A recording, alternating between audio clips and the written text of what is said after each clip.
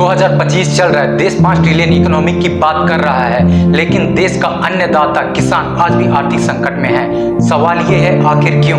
सरकारी आंकड़ों के मुताबिक भारत के 86% किसान छोटे या सीमांत हैं, यानी उनके पास 2 हेक्टेयर या उससे कम जमीन है। खेती का खर्चा हर साल बढ़ता जा रहा है, खाद, बीज, डीजल सब महंगा हो गया। MSP यानी मिनिमम सपोर्ट प्राइस की व्यवस्था है, लेकिन ज्यादातर किसानों तक इसका फायदा नहीं पहुंच पाता। कई राज्यों में फसल बीमा योजनाओं का पैसा भी समय पर नहीं आता।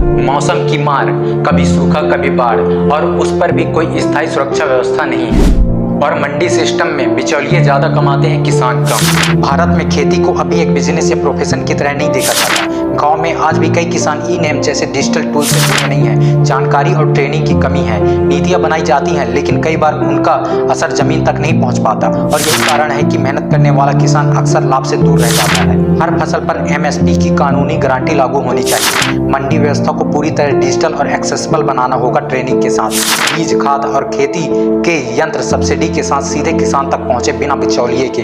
खेती को स्कूल और कॉलेज एजुकेशन में स्किल बेस्ड सब्जेक्ट बनाया जाए।